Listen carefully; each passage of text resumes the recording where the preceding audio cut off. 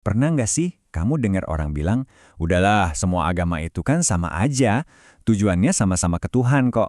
Kedengarannya bagus banget ya, adem gitu. Tapi beneran sesimpel itu ya? Sering banget kan kita dengar analogi soal mendaki gunung, katanya mau lewat jalur manapun yang pentingan nyampe ke puncak yang sama. Nah, kali ini kita coba bedah bareng-bareng apa benar analogi itu pas buat ngomongin soal agama. Oke, untuk bisa jawab itu, pertama-tama kita harus paham dulu bedanya dua konsep penting dalam beragama. Ini kuncinya nih. Gini deh, juga kita bedain dua hal. Ada yang namanya kebenaran inti atau akidah. Anggap aja ini kayak password WiFi. Cuma ada satu yang benar kan? Salah satu huruf aja, ya udah nggak bakal connect. Mutlak. Nah, di sisi lain ada yang namanya penafsiran atau fiqh. Ini lebih kayak ngerjain soal esai. Caramu jawab bisa beda sama temenmu, tapi selama logis dan dasarnya benar, dua-duanya bisa dapat nilai bagus. Paham kan bedanya? Nah, dalam pandangan Islam, urusan jalan menuju Tuhan, urusan keselamatan, itu masuknya ke kategori yang pertama, kebenaran inti. Ini bukan wilayah opini, jadi butuh password yang presisi, yang satu itu. Bukan sesuatu yang jawabannya bisa macem-macem, tapi semuanya dianggap benar. Oke, terus pertanyaannya, password alias kebenaran yang satu ini, gimana cara Tuhan ngasih taunya ke kita? Ternyata nggak langsung sekaligus, tapi diturunkan bertahap sepanjang sejarah. Jadi, Tuhan itu mengutus para nabi di zaman yang beda-beda.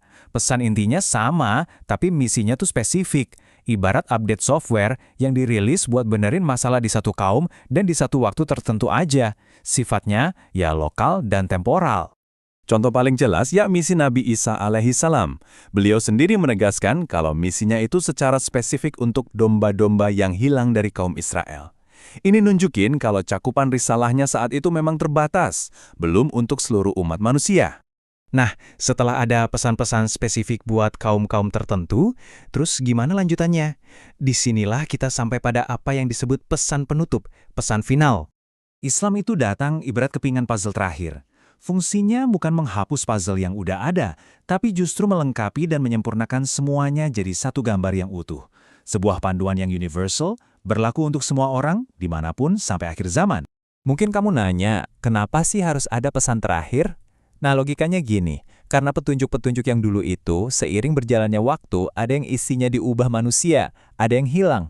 Makanya, perlu ada satu petunjuk final, yaitu Al-Quran, yang dijamin sama Tuhan bakal utuh, lengkap, dan asli selamanya. Oke, dari semua penjelasan tadi, so what? Apa sih intinya? Apa artinya buat kita sekarang, yang lagi cari jalan yang benar-benar selamat? Menurut Islam, iman yang sejati itu simple, percaya sama semua utusan Tuhan. Semuanya. Dari Nabi yang pertama sampai yang terakhir. Kita nggak bisa tuh pilih-pilih. Saya percaya Nabi yang ini, tapi yang itu enggak.